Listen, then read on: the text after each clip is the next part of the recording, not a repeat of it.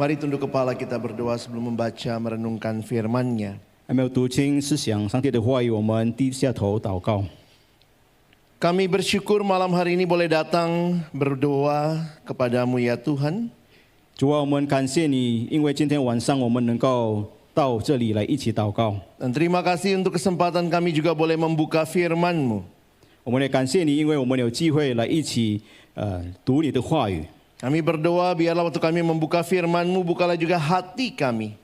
当我们打开你的话语的时候，求你也是打开我们的心， Jadikanlah hati kami seperti tanah yang baik, 让我们的心就好像好土一样， supaya ketika benih firman-Mu ditaburkan itu boleh sungguh-sungguh berakar, bertumbuh, dan juga berbuah nyata di dalam hidup kami. 是你的话语的种子种在我们的心里面，能够扎根，就是成长，也是有结出果子来。 Berkati yang menyampaikan, yang menerjemahkan, semua kami yang mendengar. 就是赐福、传讲、翻译所聆听的弟兄姐妹们， Tuhan tolong kami bukan hanya jadi pendengar-pendengar firman yang setia, 就是帮助我们不单成为忠心的聆听者， mampukan kami boleh jadi pelaku-pelaku firman-Mu di dalam hidup kami, dalam keseharian kami. 求你使我们能够在我们的日常生活当中，能够把你的话语实行出来。 Di dalam satu nama yang kudus dan berkuasa, 我们在这个有圣洁的名字，有全能的名字， nama Tuhan kami Yesus Kristus, kami menyerahkan pemberitaan firman-Mu. 就是我们的主耶稣基督的名字，我们一起祷告。 Amin. 阿门。 Shalom. 平安。 Selamat malam Bapak Ibu Saudara yang hadir maupun yang ada mengikuti lewat YouTube. 弟兄姐妹们，大家晚上好。 Kita bersyukur kepada Tuhan bahwa gereja boleh terus fokus juga dengan doa. 感谢主，我们教会一起专注在这个祷告。 Gereja yang maju tidak hanya maju dengan berlari tetapi dengan bertelut berdoa kepada Tuhan. 能够发展的教会，不单单因为我们是跑向我们的目标，但是我们也是要跪下来祷告的。 Firman Tuhan malam hari ini tema yang sama-sama akan kita pikirkan adalah setia sampai akhir. 我们今天晚上要一起思想的主题就是忠心到底。 Saudara, tidak mudah untuk setia. 弟兄姐妹，我们知道要忠心是不容易的。 Dikatakan banyak orang yang memulai dengan baik, tetapi hanya sedikit yang menyelesaikan sampai akhir juga dengan baik. 因为我们知道很多人开始的时候开始的很好，但是呢不能够完美的来结束来完成。 Kalau kita bicara setia, bagaimana mengukurnya? 那我们讲到这个忠心，我们怎么样来衡量呢？ Kalau ada orang datang hari ini, bisa kita bilang dia setia? 当今天晚上那个人来的时候，我们可以说他是忠心。 Ada yang bilang tunggu dulu, tunggu minggu depan dia masih datang nggak? 但是有人说等一下，我们看下个礼拜他还再来吗？ Kalau minggu depan dia masih datang, udah bisa dibilang setia? 如果下个礼拜再来，是否我们能够把他称为忠心的人呢？ Tunggu dulu, bulan depan masih datang nggak? 等一下，我们看下个月他还有来吗？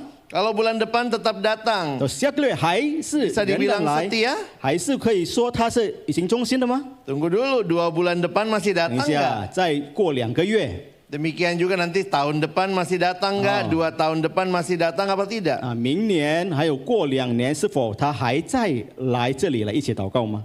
Jadi tidak mudah mengukur bahwa seseorang itu setia. 所以要来衡量是否一个人忠心不忠心是不容易的。 Dan hanya Tuhan sebenarnya yang bisa menentukan dan melihat kesetiaan kita dalam proses sampai akhir. 只有上帝才清楚知道我们这个路途当中，从开始到结束，是否我们真的是忠心。 Tapi bagi anak-anak Tuhan, kita semua kita rindu juga boleh dalam proses ini setia sampai akhir. 我们知道，身为上帝的儿女，我们要成为能够忠心到底的人。 Banyak kutipan yang saya temukan kalau bicara sampai akhir.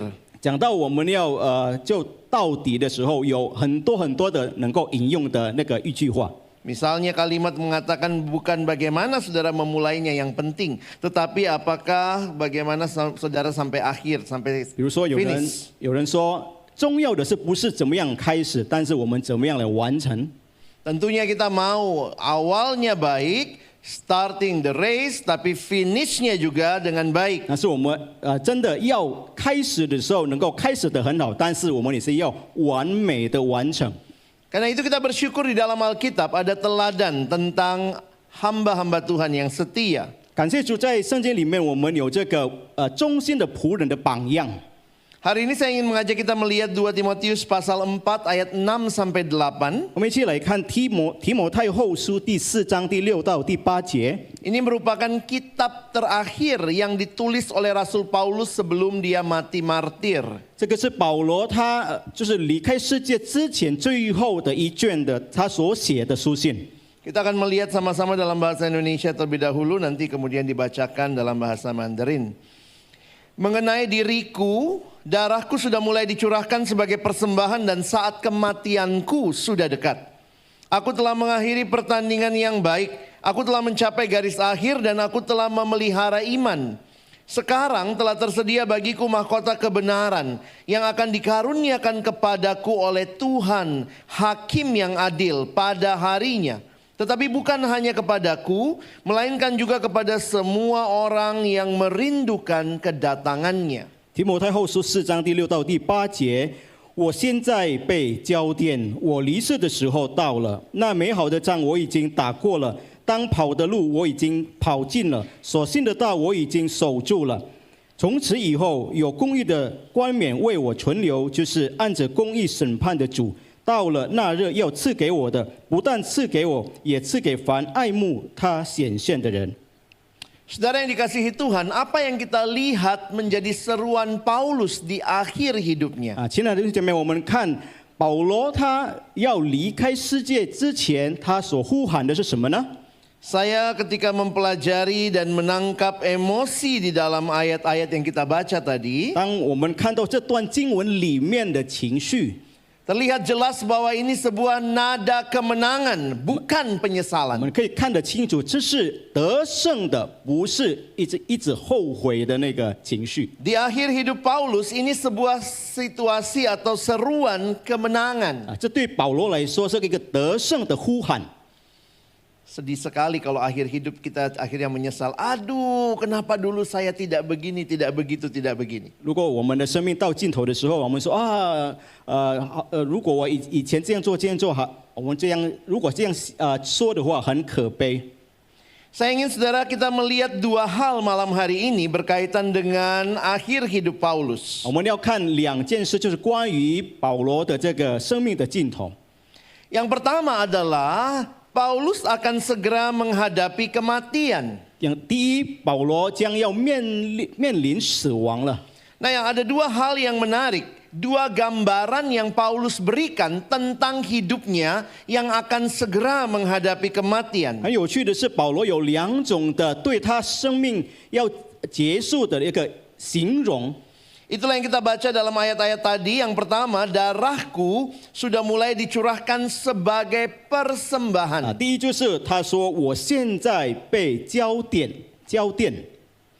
Paulus melihat hidupnya adalah sebuah hidup yang dia persembahkan kepada Tuhan. 保罗看他的生命是要把生命献给主的一个生命。 Kalau saudara mempelajari apa itu tentang persembahan atau ini sebenarnya drink offering ya, korban curahan. 我们如果看到这里的奠呢，就是奠祭哦，就是奠祭。 Jadi di dalam persembahan orang Israel kita kan taunya hanya mempersembahkan korban hewan. 我们在这个以色列当中的这个献祭，我们所知道的是，我们用动物来献上给上帝。 Tapi saudara nanti pelajari di dalam Bilangan 15 ternyata ada persembahan anggur, itu yang disebut sebagai korban curahan. 用民数记在15章也是有描述，原来也是有用酒来献上给上帝， Jadi itu seperti persembahan minuman. 就好像这个奠祭一样，就是用酒来献上给上帝。 Jadi ketika orang Israel mempersembahkan kurban,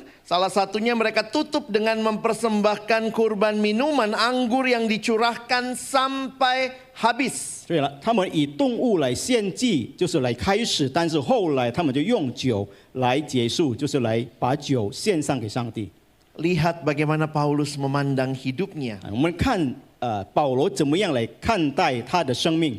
Hidupnya adalah sebuah persembahan, seperti persembahan minuman yang dicurahkan bagi Tuhan di altarnya Tuhan. 他的生命就好像那个酒，就是要在上帝的殿里面来献给上帝。 Dia tidak melihat itu sebagai penyesalan. Aduh, hidupku ini hidup yang sia-sia. 他没有把他的生命看为这个很后悔的又没有意义的生命。 Tetapi hidup yang bermakna, hidup yang bahkan dilihat sebagai persembahan kepada Allah. 但是他看为他的生命是有意义的，就是一个献上给上帝的生命。 Makanya kalau saudara perhatikan, ini bukan nada penyesalan, tapi kemenangan. 所以这个是不是后悔，但是呢得胜的呼喊。 Yang kedua, dia bicara soal kematian, dia menggambarkan sebagai saat keberangkatanku sudah dekat. 第二呢，他就形容他将要面临死亡，死亡是成为离世的时候要到的。 Di dalam bahasa Indonesia langsung diterjemahkan saat kematianku. Aslinya itu saat keberangkatanku. 如果在印尼文，他用离世离开世界，然后但是呢，如果在原文，我们可以说他要出发了，出发的时候要到了。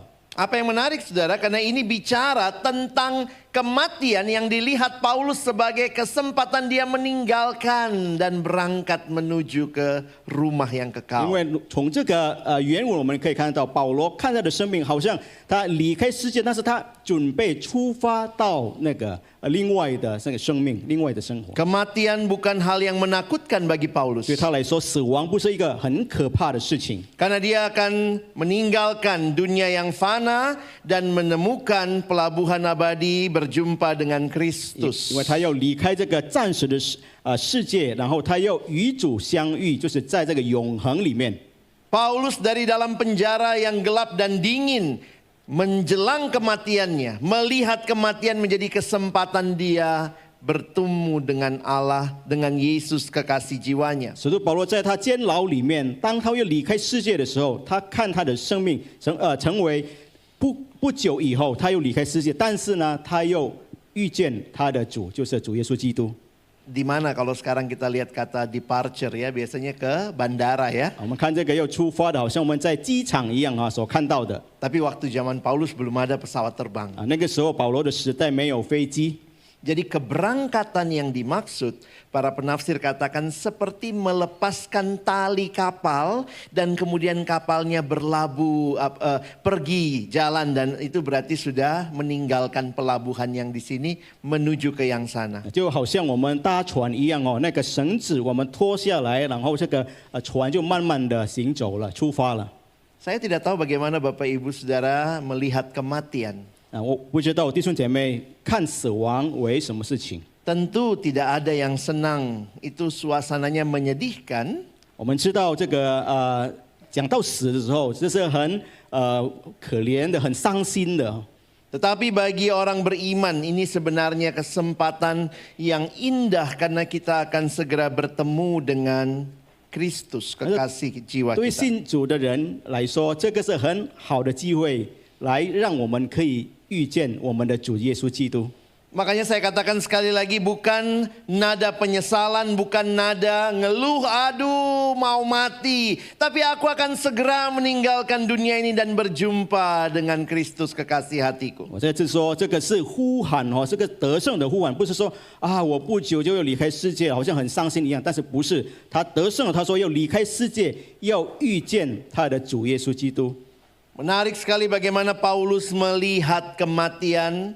很有趣，我们看到保罗怎么样来把他的死亡、把他的死来看， Bagaimana dia melihat kehidupan yang dia sudah jalani. 然后他怎么样来看他所经过的生活。 Dan yang kedua, kalau saudara perhatikan, di akhir hidupnya ia memberikan evaluasi atas hidupnya. 那第二呢，我们看到在他的那个生命的尽头，他就是对他的生命来做评估。 Ada 3 hal yang tadi Paulus katakan. 刚才我们所读的有3件事，保罗所说的。 Aku telah mengakhiri pertandingan yang baik, aku telah mencapai garis akhir, dan aku telah memelihara iman. 他说他美好的仗我已经打过了，当跑的路我已经跑尽了，所信的道我已经守住了。Saudara, waktu baca ayat-ayat ini, 弟兄姐妹，当我们读这些经文的时候， jangan lupa Paulus lagi di dalam penjara. 不要忘记保罗在监牢里面。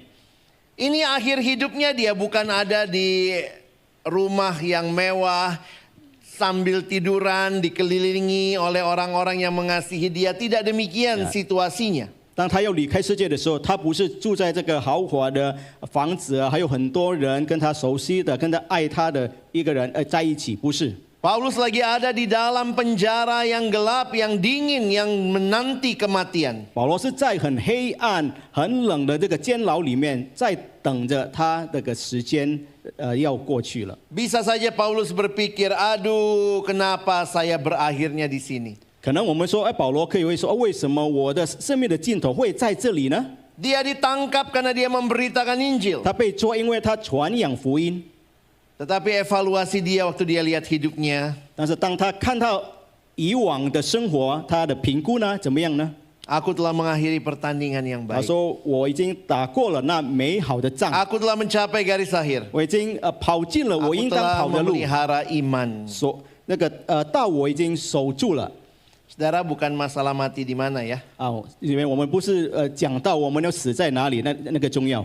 tetapi apa yang sudah kita lakukan dengan hidup yang Tuhan percayakan. 但是上帝所赐给我们的生命，我们怎么样来使用？ Bagaimana kita beriman teguh sampai akhir. 我们怎么样来有坚固的信心到底？ Paulus melihat hidup seperti gambaran lari maraton. 保罗把这个生命来看为这个马拉松一样，马拉松比赛， Perjalanan yang panjang menuju garis akhir. 很长的路程要到这个结束点。 Dan disinilah kita melihat bagaimana Paulus mau meneruskan itu kepada anak rohaninya 我 Timotius. 们看到这个保罗好像要把这个火炬要传递给他的那个提摩太。 Ini seperti gambar ini ya, bagaimana pelari yang tua sudah mau mengestafetkan untuk dilanjutkan oleh pelari yang muda. 就好像这个比较老的他要把这个火炬要传递给这个比较年轻的。 Timotius ada di mana waktu itu? 那个时候提摩太是在哪里呢？ Timotius ada di Efesus. 提摩太是在以弗所。 Dia seorang yang masih tergolong muda untuk zaman itu. 他那个时代呢，提摩太是还算这个年轻的。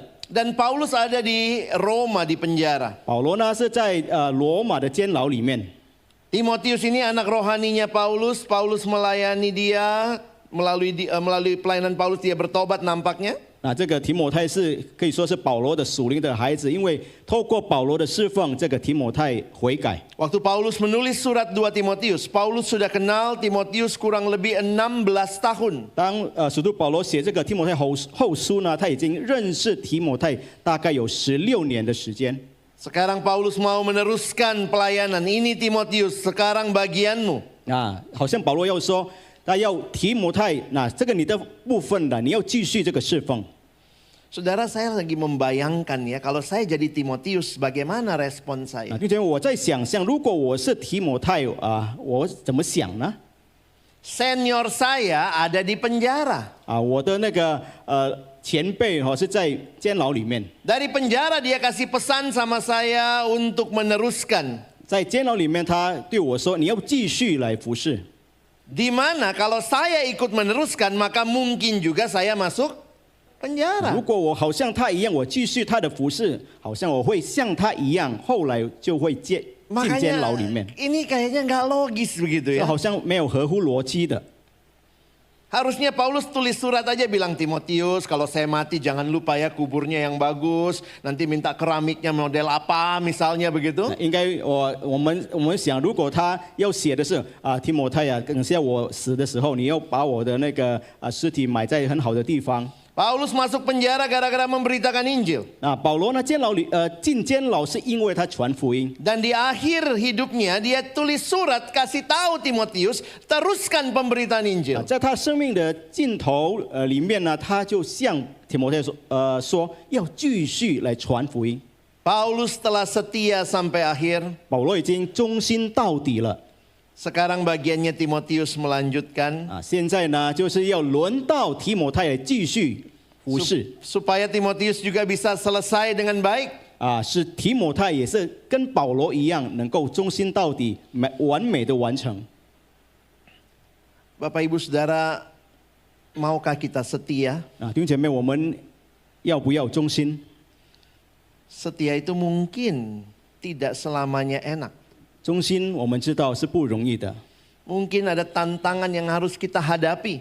可能有这个挑战，我们必须面对的， Mungkin ada pergumulan yang akan kita hadapi. 可能很多挣扎我们要面对。 Tapi maukah kita setia beriman kepada Tuhan? 是否我们要忠心来依靠，有信心？ Kita meyakini Tuhan sudah pilih kita. 我们相信上帝已经拣选我们， Tapi kita juga tahu bahwa Tuhan mau kita belajar setia. 我们知道上帝也是要我们学习来忠心， Maka jangan kita meninggalkan iman kita. 所以我们要不要离开我们的信心？ Jangan kita mengkompromikan hal-hal kecil dalam hidup. 我们不要妥协在我们的生命当中， Mari bertanding. 让我们好像要参加比赛一样， Pertandingan yang baik. 就是美好的仗。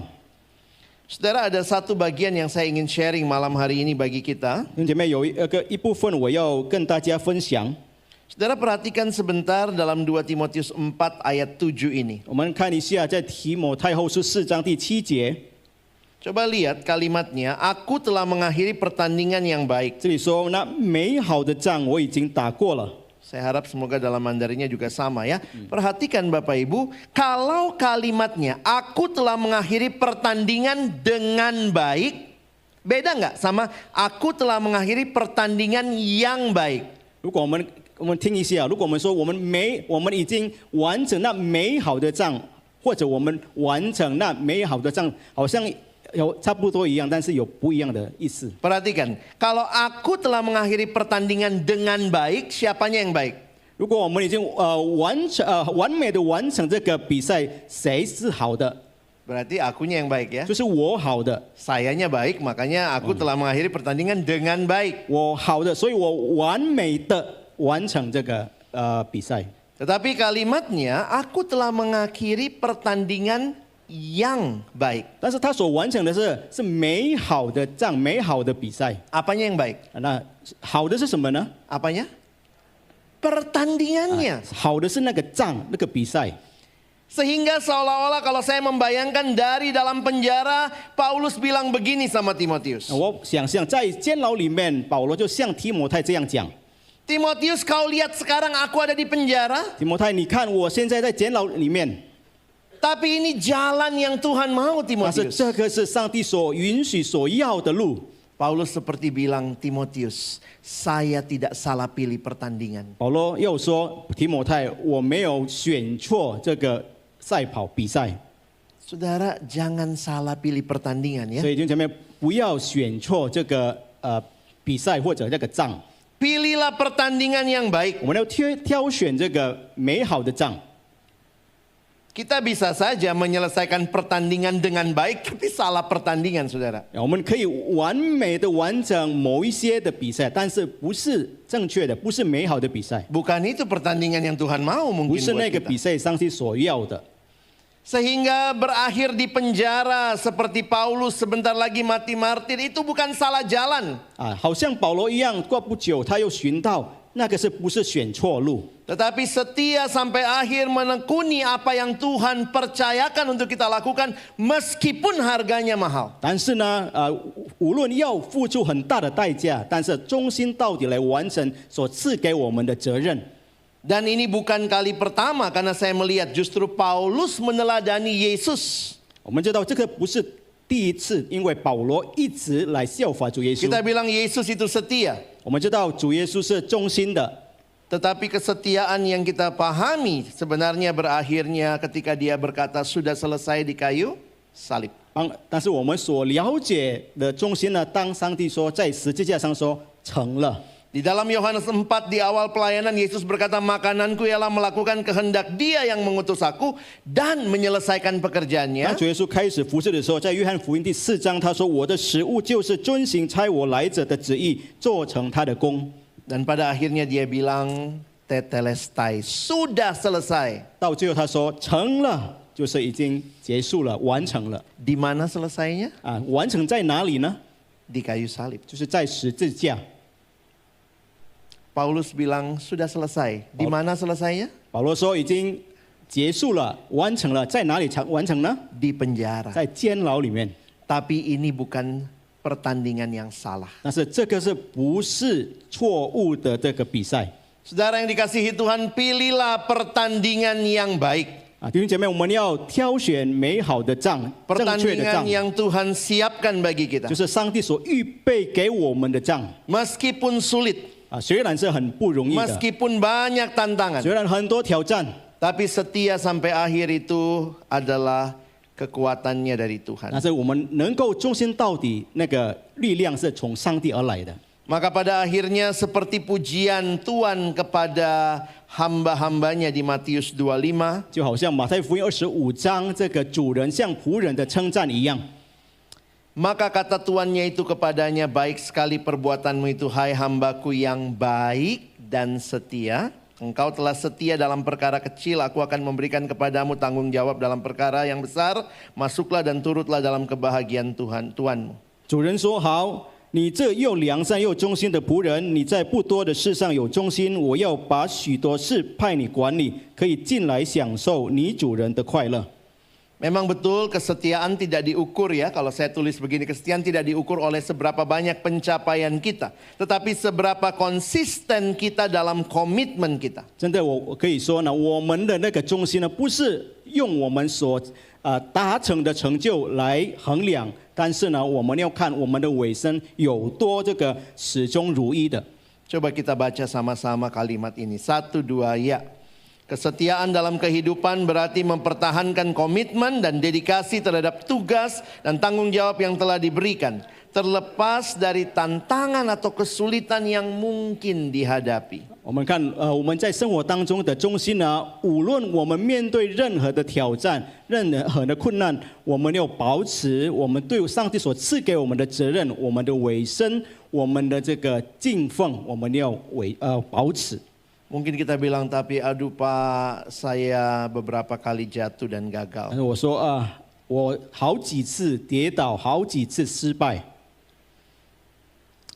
Murid Yesus pernah gagal. 耶稣的门徒也是曾经失败过。 Kita ingat Petrus, 我们记得彼得， dia menyangkal Yesus. 他就否认耶稣。 Tapi apakah berarti orang yang gagal bukan lagi orang yang bisa berjuang setia? 是否那个已经失败的人，他不能够再努力来忠心呢？ Sejarah gereja mencatat di akhir hidupnya Petrus mati disalib terbalik. 我们就在教会历史当中讲到保罗呢，在他生命尽头的时候，他就被钉在十字架，但是倒过来的来被钉在十字架 Ketika 上。 Petrus gagal, Tuhan kemudian pulihkan dia kembali. 当彼得失败的时候，上帝就把他恢复过来。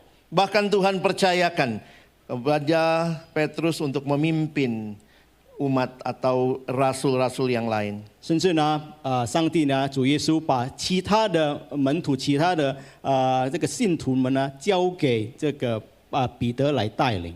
Sampai akhirnya kita tahu dalam sejarah ada yang dituliskan tentang Petrus waktu itu harus meninggalkan kota Roma. 我们也知道，在历史当中有讲到，彼得后来要离开罗马。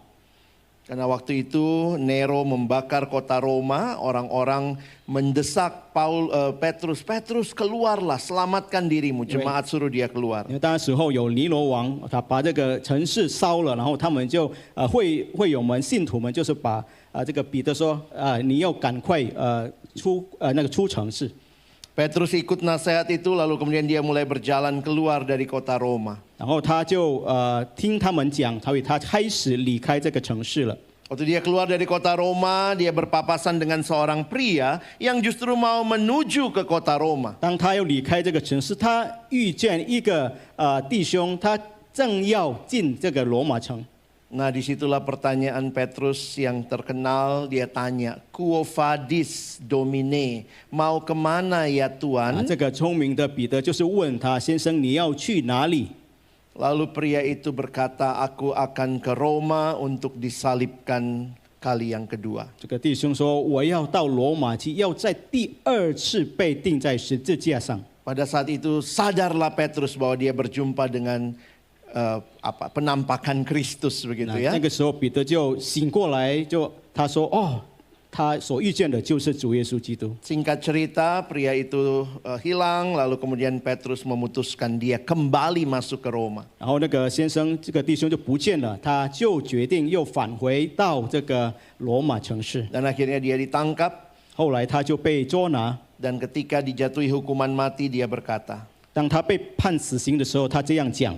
Terlalu mulia bagiku disalib seperti Tuhanku, salibkan aku terbalik. 如果我要像主耶稣一样，这个钉在十字架上太荣耀了，但是我要被倒过来被钉在十字架上。 Sejarah mencatat Petrus matinya disalib terbalik. 我们看历史有记载，就是彼得就倒过来钉在十字架上。 Saudara yang dikasihi Tuhan, saya menutup dengan kalimat ini. 弟兄姐妹，我用这句话来结束。 Kesetiaan bukan berarti tentang tidak pernah jatuh, 忠心不是永不跌倒的， tetapi tentang bangkit kembali dan melanjutkan 但 kehidupan. 是关于我们要站起来，就再一次来往前行。 Karena mungkin kita bilang, aduh Pak Pendeta malam ini kok topiknya susah sekali ya. 可能我们 Setia. 说啊，牧师，为什么今天晚上的主题很难，就是忠心？ Kami ini bukan setia, lebih sering gagal. 我们就比较多时候是失败的，不是忠心的。 Tapi ingatlah Tuhan kembali membawa kita, memulihkan kita supaya kita jalani hidup setia sampai akhir. 但是我们要记得，上帝就已经把我们恢复了，使我们能够继续往前走，忠心到底。 Seringkali tidak mudah sekali lagi. 我们知道很不容易。 Ikut Tuhan, dia lewat jalan salib. 我们知道要跟随主，他就所走的路就是十字架的路。 Dan seringkali Tuhan izinkan kita juga lewat jalan salib. 很多时候主也是允许我们走这条路。 Tapi kalau itu jalan, itu pertandingan yang harus saudara dan saya lalui. 但是如果 Pilihlah pertandingan yang baik itu. 这个比赛就是我们要完成的比赛，我们要挑选这美好的仗、美好的比赛。